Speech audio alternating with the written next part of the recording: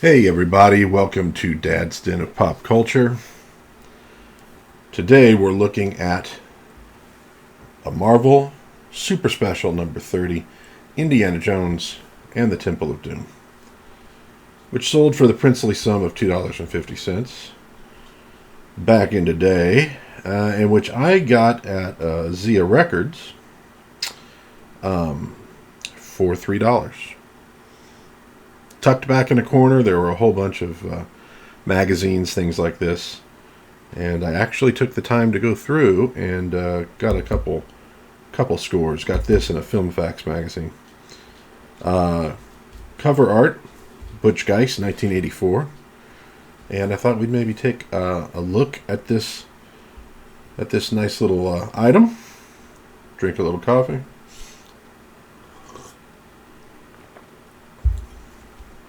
I think this is one of the underrated films.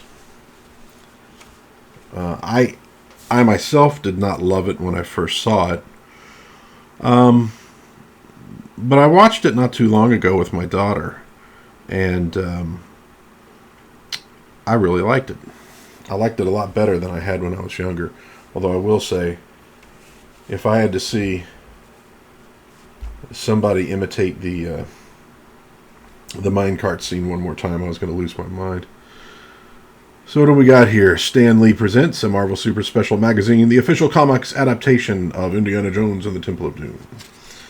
And these were a big deal back in the day. Again, like I've said before, when you're in a pre-video cassette streaming world, you were always looking for ways to relive movies that you really liked. Toys were one way if you were a kid. Comic adaptations, you also would have the novelizations. And the novelizations sometimes would add a few extra things. It was almost a way to see deleted scenes, because the writer would be working off of maybe an earlier script, and so they'd include things that wouldn't quite make it into the final show. So, nice splash page of Indy, of Kate Capshaw there. There's Short Round, the idol in the background. Now, I'm not going to go over the whole story here, obviously. I think most of you probably know it, and would probably be better off watching the movie than getting it off of this. But we begin with the club in Shanghai, 1935, the Obi Wan nightclub. Ha ha ha! Clever. There we have Kate Capshaw's character up there singing, and one of them is Kathleen Kennedy. Please hold your angry comments till the end of the video. And so we have Indy in this nightclub, and he's dealing with some tough guys. I guess the Tong, probably, which ultimately results in a great big fight. And, let me go back. Let's see. We got everybody who did the movie here, but what I'm not seeing is who did the adaptation. I wonder if they were uncredited or if maybe that's towards the end. In Marvel Comics, usually you get that on the first or maybe second page, all the credits, but maybe not here. So we get into the great big scuffle and bar fight scene. The giant medallion, I guess you could call, gong on the wall, falling off, him going through. Here we have Short Round showing up.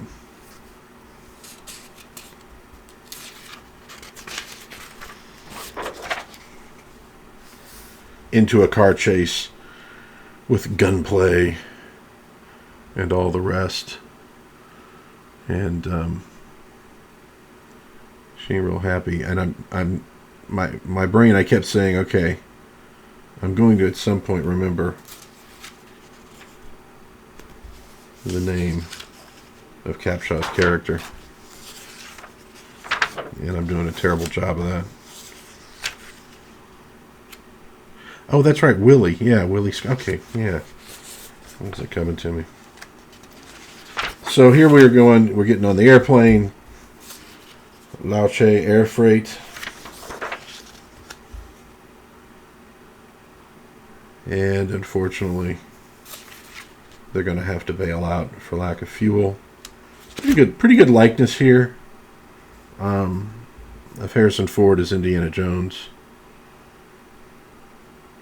And I don't know, not a great likeness of her. I mean, the art looks fine. I just don't know that it's great likeness of her. There they are jumping out. Oh, the airplane crashes into the mountain. Now, I will say, we all know Indiana Jones is based upon the movie serials of the 30s and 40s. They at least inspired it. And I think Temple of Doom is probably the closest to one of those old serials of the entire series. Right, and that's not any kind of criticism, but I just, if you've watched enough of those old serials, there's a lot of elements in this movie that take you back to those. Especially, a lot of the action occurs in the jungles and wilderness of India. And those are settings that you got a lot of in those. So they bail out of this airplane on a raft, which hits the snowy slope, and they slide down. It's a great sequence. Maybe not the most realistic sequence in the world. And they end up discovering, or being discovered by, the people of this village. And they've lost their children in this village to a cult that worship. I think they make it clear it worships Kali. And here we have Indy dealing with a snake. Again, that's a good likeness. That's a pretty good likeness of him.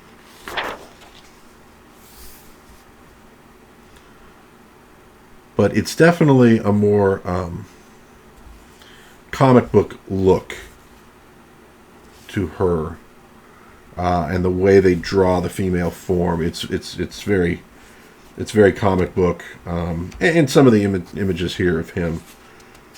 But it does seem like they worked harder to get his likeness than hers.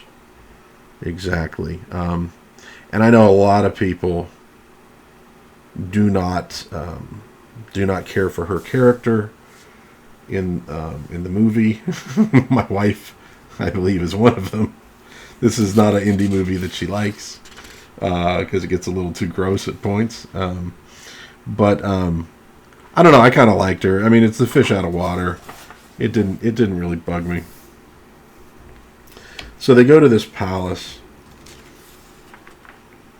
making contact with some bigwigs, and we're going into the famous dinner scene where we get the monkey brains.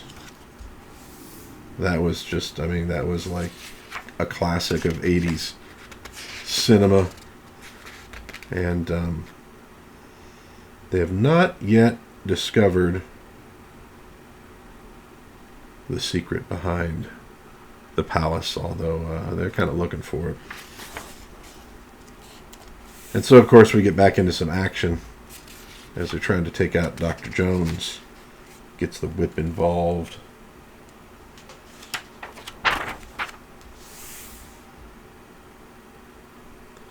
A short round again.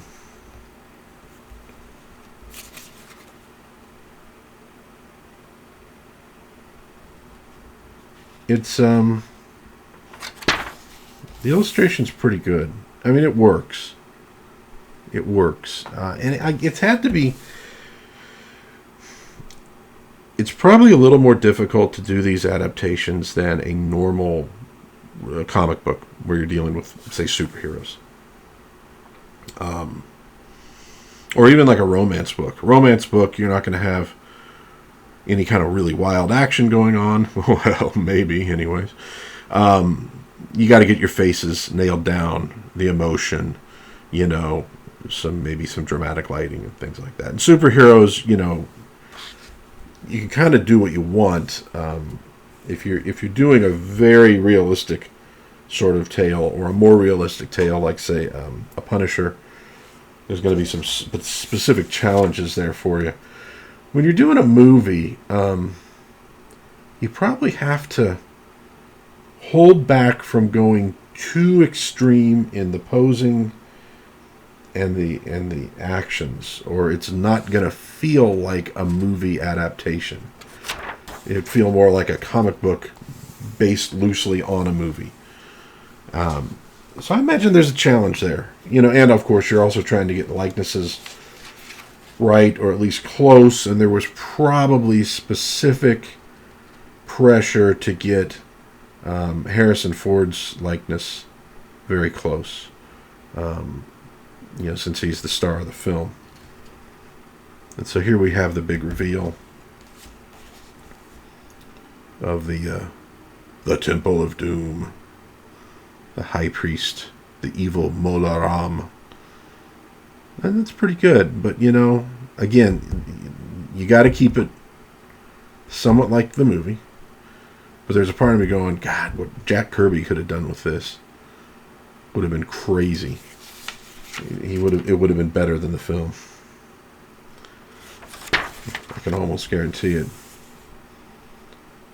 And so we're heading in. Now we're finding the child slaves underneath the temple.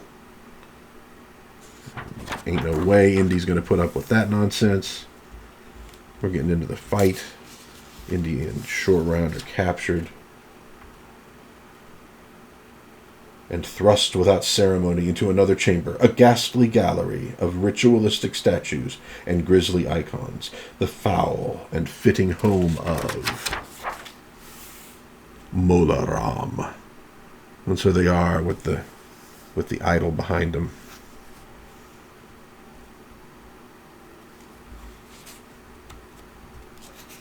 They're trying to force feed Indy. Oh, they get right into it. The British in India will be slaughtered. Then we will overrun the Muslims and force their Allah to bow to Kali. And then the Hebrew God will fall. And finally, the Christian God will be cast down and forgotten. And then Kali Ma will rule the world. He ain't messing around. And so now they think I believe they think they've drugged Indy, which he lets them believe.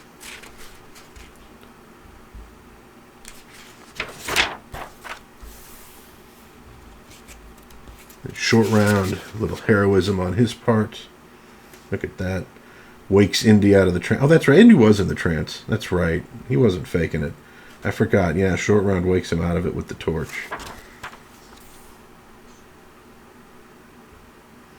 Oh, we get the little wink there. Dave Stevens storyboarded, or at least did some storyboard work on Raiders of the Lost Ark. I don't know if he had any involvement with Temple of Doom, but just all of a sudden I'm thinking, wow, imagine if Dave Stevens had illustrated this. I mean, it probably wouldn't have been published until The Last Crusade was out, but still, because he did take his time, but oh boy, was it worth it when he took his time. But just that 40s era, man, he could have probably done some really cool stuff with this. And so we're heading now towards the famous minecart scene. And there are ways in which comic books are superior to movies. Things that you can do that you obviously have a lot of trouble doing in live action. But there are also things that live action does better than comic books. And I imagine among them is the minecart scene.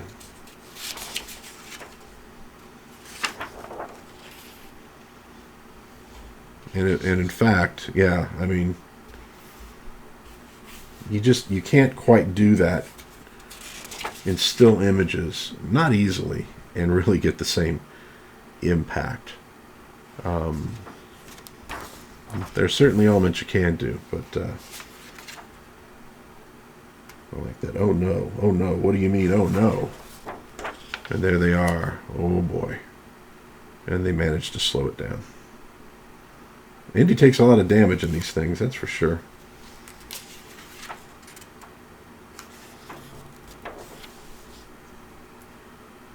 And now the bridge scene, which I don't think the bridge scene got as much attention back in the day when compared to the minecart, but man, it's a pretty great scene. I think it's frankly better. It's more tense. It's a great stunt, which again, pales in comparison to what you can do with the film. But Indy survives. The British show up, shoot a whole bunch of people, as they were wont to do, and they lead the children home to their village, and we get the final romantic kiss. All in all, not bad. Not bad. And here we get the cast list. But we still... That was a good idea to put this on the back. That's definitely going to help you sell this. But we still don't get the creative team who actually did this, other than we got Butch Guice's, signature on the cover. I wonder if they fought him over that. Let's see. Yeah, copyright 1984 Lucasfilm. But that's it. We don't really get to know who did this. I'm sure online you could find it, because these things do get recorded and preserved, but we don't have it here. So there you go, a comic adaptation of a movie. And again, you don't really get this anymore. We're too busy, adapting comics into movies at the moment, and it makes sense. You don't really need this. I think sadly, you didn't often have the absolute best artwork in these. In some you did. Sometimes, but a lot of times I think it was sort of like, well, it's a tie-in with the movie, that's going to help sell the book, and I think maybe more attention was paid by, say, Marvel or DC to their monthly and bi-monthly titles. I can say in this particular one, there wasn't a panel that just jumped out at me, and so, oh God, that's awesome, look at that, that's really cool. You didn't quite get that. It's workmanlike. It gets the job done. It's not necessarily that great. And, I think if you were going to try to do something like this now, you really would have to up the ante in that regard, because people can just go watch the movie. They don't need the comic adaptation. But, again, back then, there was, again, not only the desire to relive the movie, but for some of us who didn't get to go to the movies all that often. I mean, my wife and I always laugh because we'll be talking about, movies, and I'll be like, yeah, I wanted to go see that, but my parents wouldn't take me. Yeah, I didn't get to see that. No, I didn't get to see that. So sometimes things like this it was the way that you got to actually experience some of these films. And it was the only way until you had a VCR and you could rent the tape, or it came on, onto the television set or something like that. I remember the Black Hole was one of those where, I wanted to go see the Black Hole so freaking bad, and didn't get to, but I had like the Black Hole pop-up book. And that was it. That was as close as I got to that movie. And then didn't end up watching the movie until I was, I don't know, in my late 40s. Because it just sort of, there were always other things to watch, and I was like, oh, maybe watch it later. Maybe I'll get this someday. And I finally ended up buying a cheap videotape and watching it that way. And in the end was like, huh, well, I guess it was okay. It was no Star Wars. So there we go, folks. Indiana Jones and the Temple of Doom, the Marvel Super Special Comic Adaptation. Not a bad piece of work, not a great piece of work, but has its place in the history of pop culture, in that magical time before the videotape had really become mainstream. I won't say introduced. It had been introduced, but before it had become mainstream. And so I hope you enjoyed taking a look at this. Again, I got this one for only $3, so didn't quite hold its value over the course of what is this now, 40 years. That's okay. I was glad I could get it and take a look. What are your memories of Indiana Jones and the Temple of Doom? Thumbs up, thumbs down. It's generally rated lower than Raiders and Last Crusade, although I'm sure there are also folks who think it's the best. And again, I do think it actually it resembles the old movie serials probably more than the other two, in all honesty. And I think it's a little bit maligned. I think it gets an unfair rap. But what do you think?